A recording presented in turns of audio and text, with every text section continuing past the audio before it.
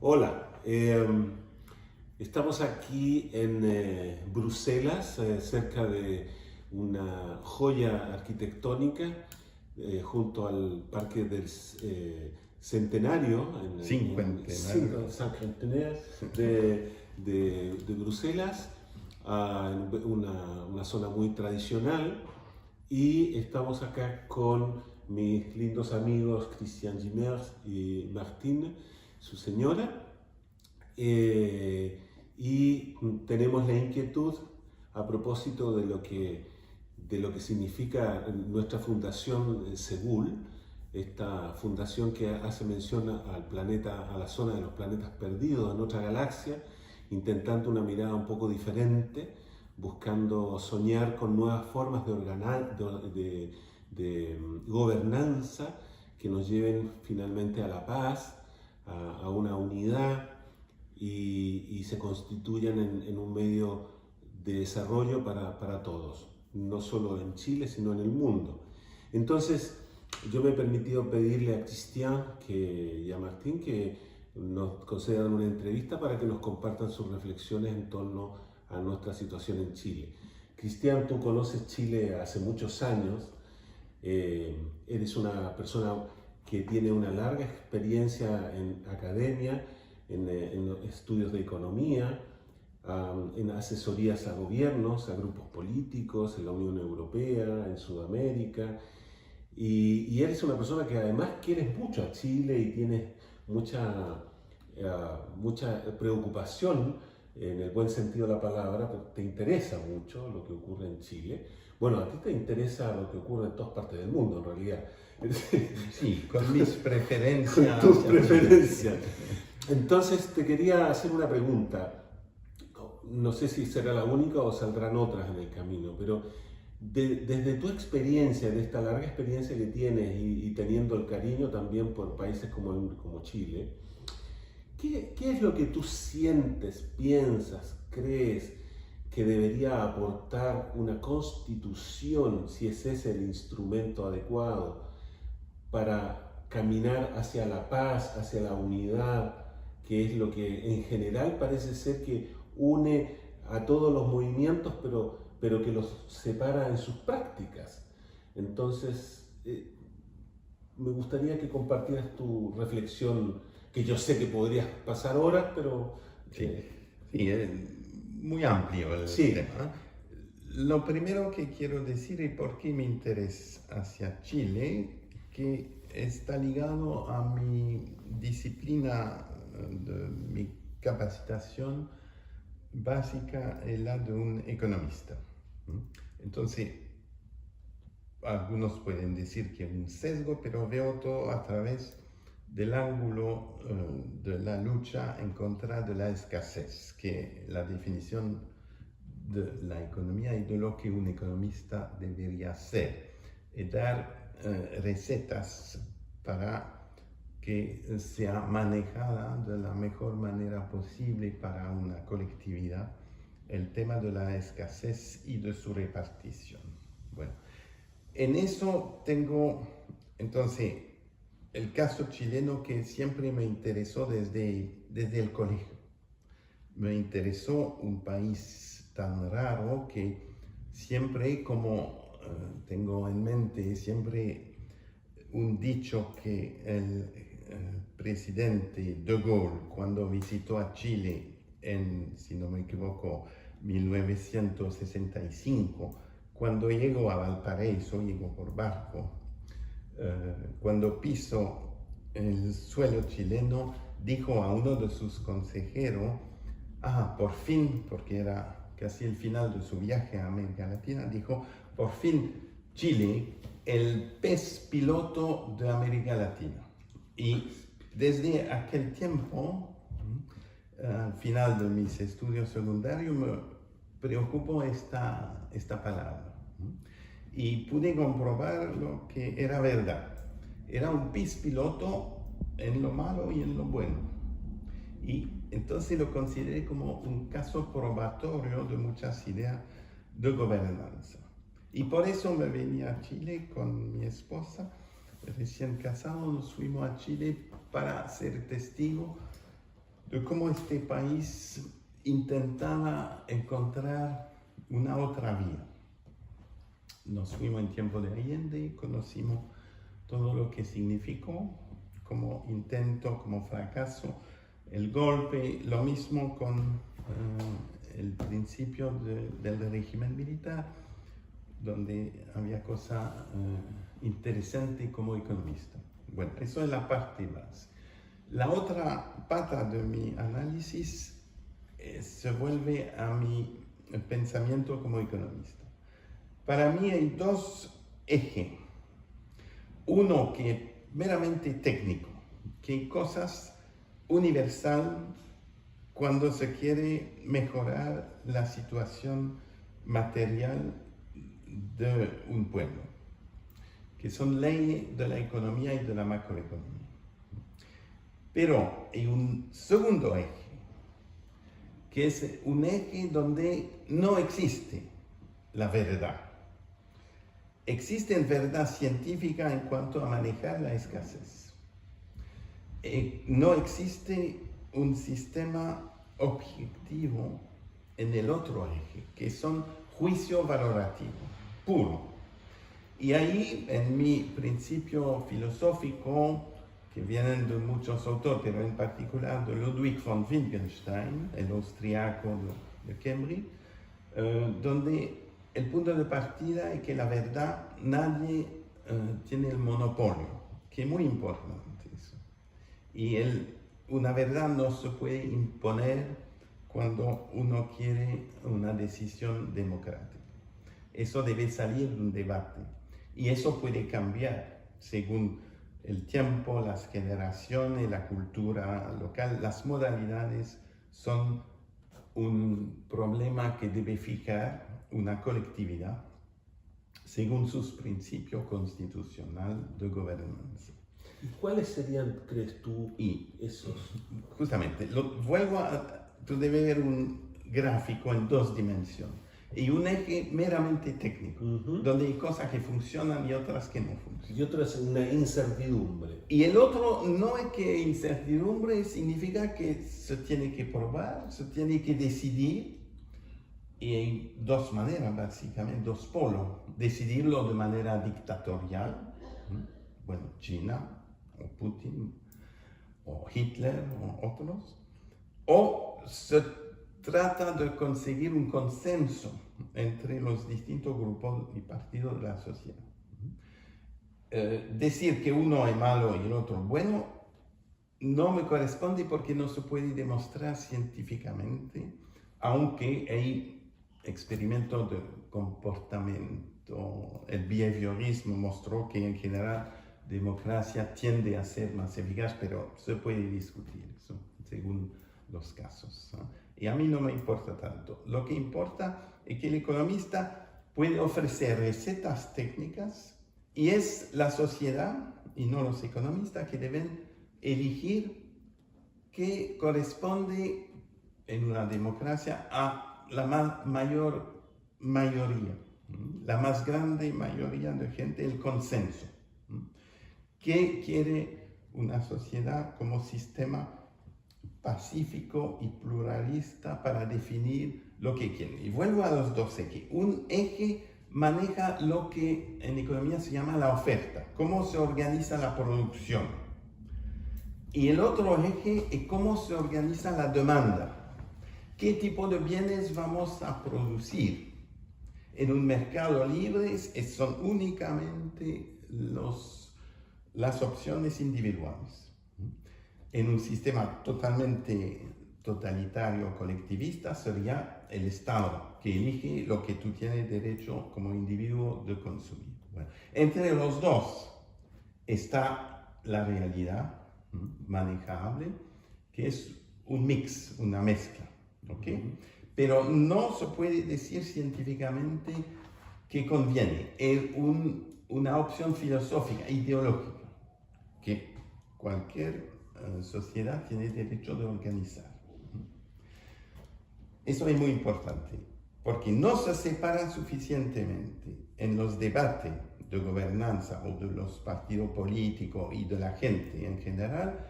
Te doy un ejemplo, tienden a definir capitalismo contra socialismo, enfocando solamente quién es dueño de los medios de producción.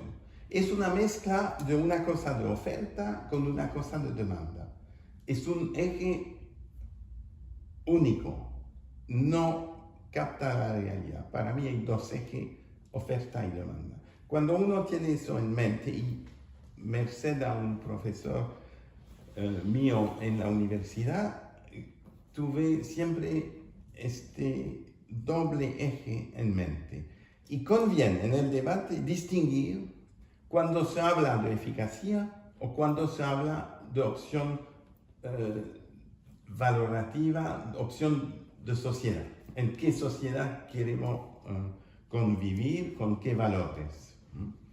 Eso es meramente político e ideológico. ¿Tú crees que le corresponde, Cristian, corresponde o no corresponde a un grupo de esa sociedad definir los principios para todos?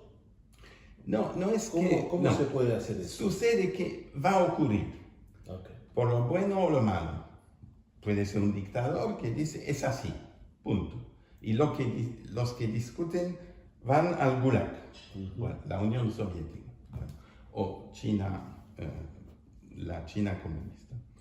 Hay otro sistema donde hay una mayoría que respeta o no los derechos de la minoría. No estoy diciendo que es mejor. Es una cuestión que idealmente la sociedad debe organizar un debate pluralista, abierto y pacífico. Pero eso ya es un valor, que es el valor mío, los valores míos, que se llama más o menos un debate democrático, que debe ser, repito, pluralista, cualquier idea puede ser discutida. El debate debe ser abierto a todos y pacífico, es decir, sin violencia, sin represalias, sin chantaje. Eso es el debate. Si de ahí nace una mayoría clara, por ejemplo, una constitución, para mí debe reflejar casi la unanimidad, de lo imposible, pero idealmente la unanimidad de que quieren los ciudadanos que quieren, como cancha de juego. Y no determinar en la Constitución los reglamentos del juego, pero la cancha. Ahí todo el mundo debe sentirse cómodo. Sí, quiero vivir con este tipo de Constitución que debe ser muy poco ideológica. Algunos principios deben estar claros. Derecho básico, los derechos a educación, a propiedad, a libertad, a responsabilidad. Todo eso es parte para mí de una constitución, pero no las modalidades, que eso corresponde al legislativo y a la búsqueda en un debate abierto que puede cambiar en el tiempo con la cultura, con la generación, con los eventos. Puede cambiar. Eso que tú hablabas como el andar a tientas. Me gusta la expresión en castellano de andar a tientas, es decir, se autocorrige. Y una democracia, para mí, tiene derecho al error, a equivocarse, siempre que sea posible, mediante elecciones limpias y controladas objetivamente, que se pueda corregir. Se equivocó el gobierno, se cambia. Con prueba, con debate abierto, si nos equivocamos, cambiamos. Eso me gusta, el andar a tientas, porque es una imagen muy clara. ¿Y eso corresponde a la parte legislativa, al juego democrático? No solo... pero en la Constitución misma dices tú que tienen que... La Constitución debe permitir eso. Es fundamental, su función fundamental es permitir este debate pluralista. Y no una ideología precisa. Sino para mí, bueno, Cuba tiene una constitución, sí, claro, pero no permite a todos expresarse. Aunque en el texto dice que sí, pero no se aplica. Lo mismo en Rusia, Putin, la constitución no es respetada. Sí. Entonces eso llama a saber qué hace el Poder Judicial, qué hace el Ejecutivo, qué hace el Parlamento, qué hace la prensa, a quién pertenece. Esas son preguntas sobre el funcionamiento que va a ser democrático o no. Perfecto. La Constitución no garantiza todo, pero debería dar derecho, si un Poder Judicial de verdad autónomo hiciera su tarea. Eso te iba a preguntar, ¿tú consideras clave un poder judicial independiente? Fundamental. Sin eso no hay democracia. Porque ¿quién va a decir cuando el gobierno o incluso el legislativo está abusando? Ejemplo, para mí la democracia debe respetar a la minoría.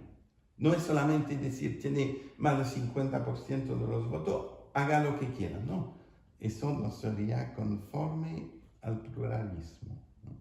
Respetar a la minoría no significa obligar a tomar todo en cuenta, pero significa que sus derechos fundamentales a expresarse, a opinar, a criticar, deben ser garantizados.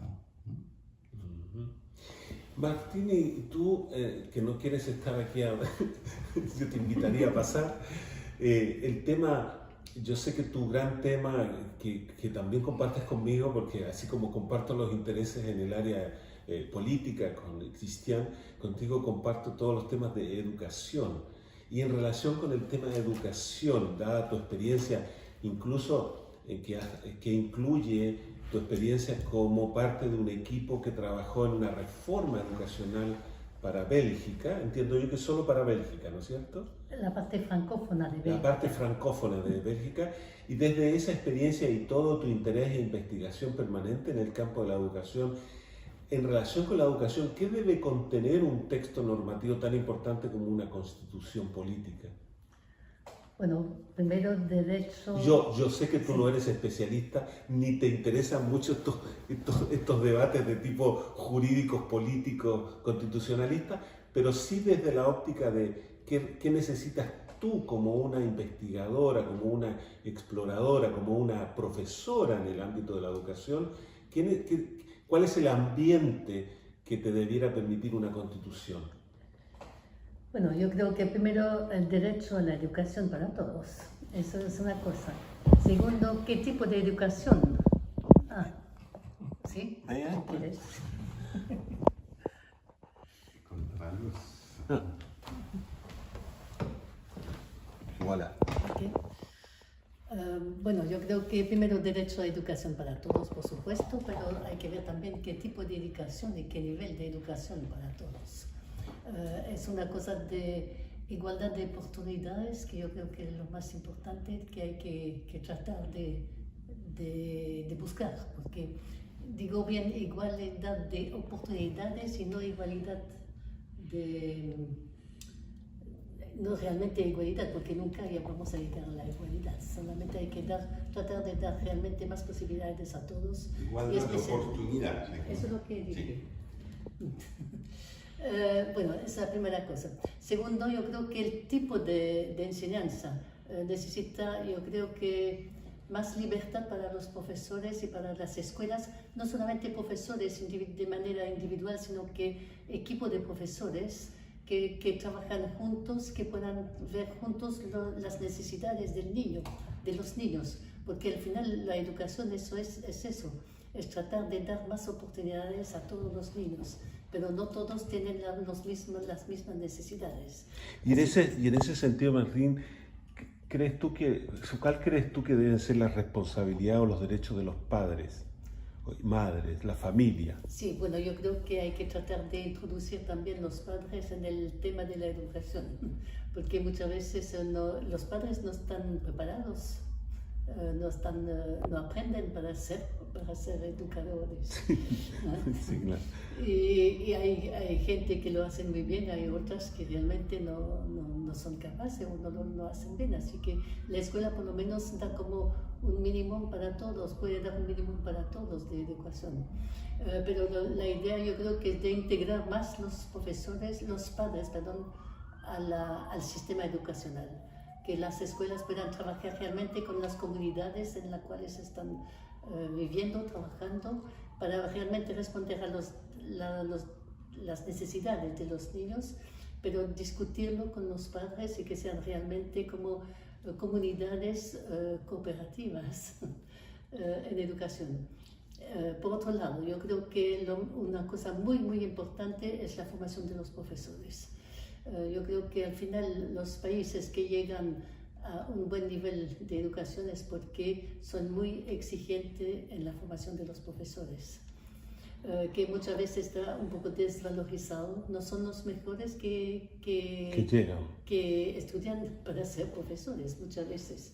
Así que yo creo que revalorizar la educación pasa también por una revalorización de la formación de los profesores y con más exigencia, pero también siempre en la práctica dejar a los profesores más libertad de trabajo y trabajar sobre todo lo que te dije antes, la responsabilidad de los profesores. ¿Cuál es el límite de un currículum nacional?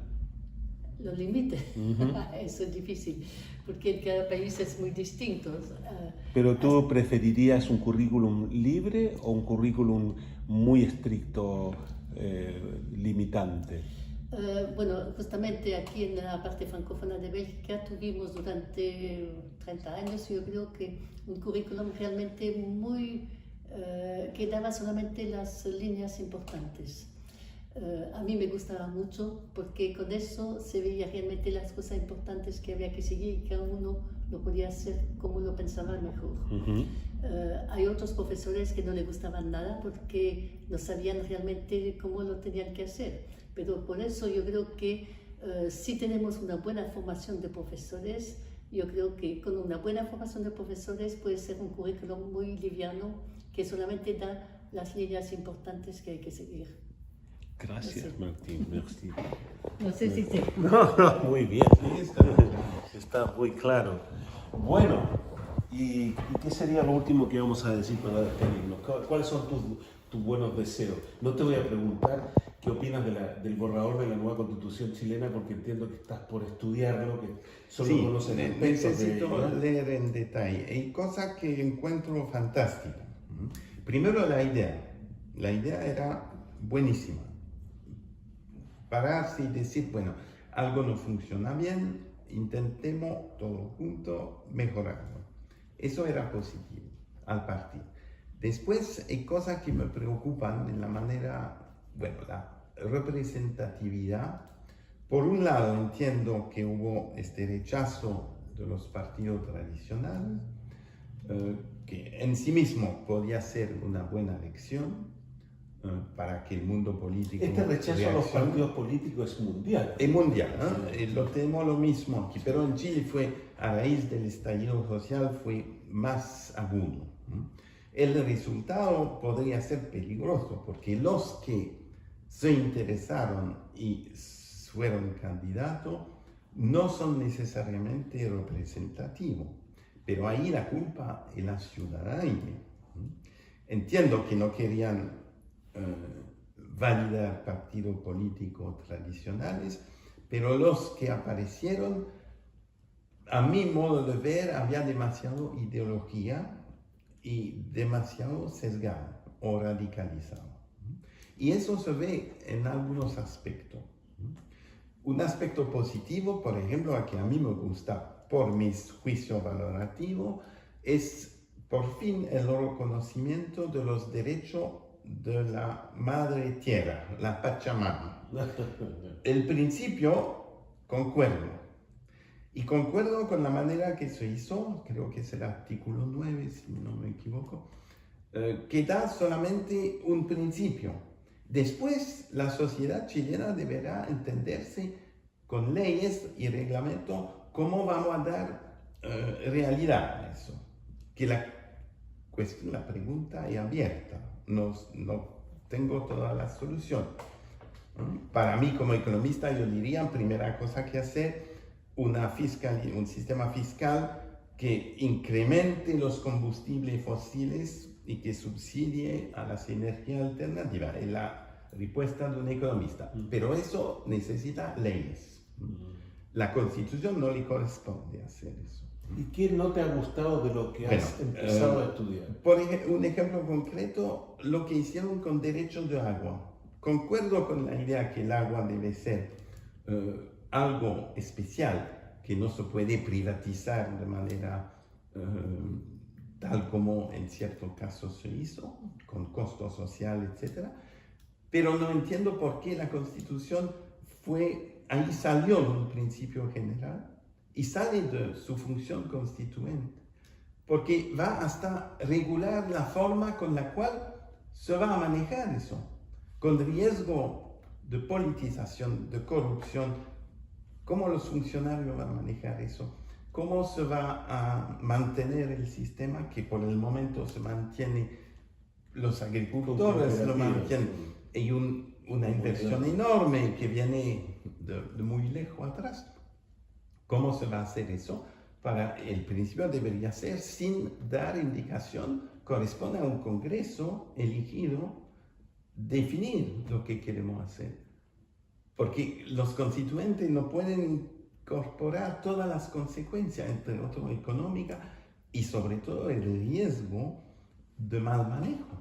Y de corrupción. Porque hubo, lo que me molesta en el caso chileno es un poco el binarismo.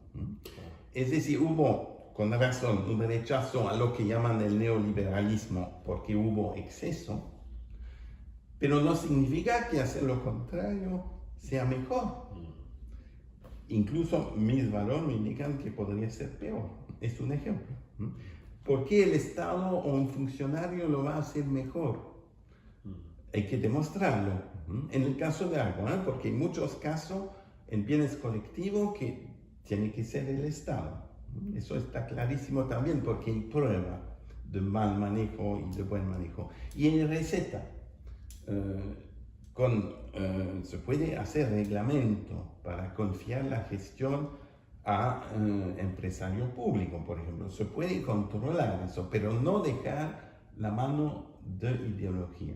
Cuando vuelvo a mis dos ejes. Sí, por supuesto, porque en un extremo se cree que solo la actuación de funcionarios públicos, que son en el Estado finalmente, los que pueden asegurar resultados buenos o positivos, y en el otro extremo se cree que solamente sin ninguna responsabilidad del Estado se puede hacer. Y la realidad, como decías tú muy bien, no está en los extremos. No, es una ley que sale de la historia tanto de los distintos sistemas que existieron como de cualquier intento de política económica. Se sabe que la realidad está entre los extremos. Nosotros, economistas, solemos decir que un país se gobierna siempre al centro. Que sea la izquierda que maneja, debe tomar en cuenta la realidad económica, por ejemplo, y cuando la derecha debe tomar la realidad social y un mínimo de solidaridad. Eso significa que se maneja un país en el centro. Sí. Pero lo que me parece faltar... ¿Dices unidos en el centro? Bueno, sería un lema interesante. Muy interesante, porque tengo unos amigos en Chile que quiero mucho y que han comenzado con un pequeño partido que le denominan Centro Unido. Y yo en algunas oportunidades les he dicho que más que Centro Unido, como una tercera trinchera, debiera ser unirnos en un equilibrio. Sí, pero unir es siempre delicado y difícil, entre otros porque va a sacar el piso de la izquierda y de la derecha. Mira lo que pasa. ¿Y eso no será bueno? Sí, pero mira lo que pasa. ¿Por qué tenemos que dividir entre izquierda, derecha, izquierda? No, Macron intentó eso en Francia, aparecer como uniendo a la gente al centro. Le fue bien en cierto aspecto, pero recientemente le fue mal porque hay tantos intereses radicales en sus dos extremos que lo están comiendo por los dos extremos en contra, no a favor. Es que ese es como un círculo, ¿no? Y solo se puede romper con eso otro, que es la educación. Sí, pero... Sí, pero justamente yo creo que el problema es justamente el pensamiento binario. pensamos de derecha a izquierda a derecha, Exacto. y la única solución para salir Y del binario nosotros los anarquistas nos quedamos afuera. hay que ir al No, centro. ustedes no son anarquistas. Bueno, en En parte, parte ustedes son en anarquistas también. parte. Del Yo buen creo que la sentido. única Moderado, Sí, moderado. porque no nos gustan los extremos y queremos la Exacto, paz. sí. Sí, pero justamente la única solución para salir del binarismo es de ir al centro, en política de centro. Sí, en buen sentido. Eso. Y eso, claro que en educación hay que educar al pensamiento crítico, al pensamiento complejo, se llama, como Edgar Morin lo dice, que no es justamente que está arriba del binarismo que todo O el como mundo tú tiene. decías, también educar en virtudes, En virtudes, sí. como la responsabilidad, la honestidad. Sí, pero el pensamiento complejo es realmente una cosa puramente racional, Sí. solamente la manera de pensar que ya no es binarista. Bueno, Sí. hay que ver en Edgar Morin, lo explica muy bien, que hay que pasar, hay que integrar en ¿Qué realidad autor los dos mencionaste? polos. Morin. Edgar Morin. no. Morin. Y Morin, si me Morin. permite, se inspiró de la escuela chilena de Maturana y de Sí, Varela. Varela. Bueno, yo soy Aprendió más mucho. Varela que Maturana. Yo también. Bien. Les agradezco tanto su cariño, su afecto, y yo creo que los tres tenemos los mejores deseos para Chile, sea que gane el apruebo, sea que gane el rechazo. Yo soy de los que desafortunadamente pienso que ninguna de las dos opciones, como nos llevan a estos extremos, ninguna de las dos opciones nos va a asegurar la paz, y lo único que necesitamos ahora es tener la buena voluntad de la gente en Chile que sea capaz de buscar esta unión en el equilibrio, esta unión en algo que nos lleve a la paz. Mira, si me permite, quisiera agregar algo. Voy a estudiar de más cerca el proyecto de constitución, pero me parece que falta un principio tan básico como la madre tierra o el derecho de agua, que sería el problema de la responsabilidad individual de todos los actores. Así es. Desafortunadamente en eso, Cristian, bueno, tú lo vas a leer por tu cuenta y te harás tu propio juicio. Como yo ya la he estudiado el borrador, el actualizado, debo decir que si uno busca en el buscador esto de los PDF o de los Word y busca el buscador, la palabra responsabilidad parece que no es tema en la Constitución política y solo es tema el derecho en general, y particularmente el derecho colectivo, más que los derechos individuales. Entonces, pero este es un tema que está abierto al debate. Yo les agradezco su cariño que tienen por el país y bueno, eso es. No, te agradezco por la... ¿Tú corres? No, Te agradezco por plantear tan profunda pregunta. Estamos felices de tener un verdadero filósofo de la cosa pública. Gracias. Gracias, Cristian. Gracias, Martín.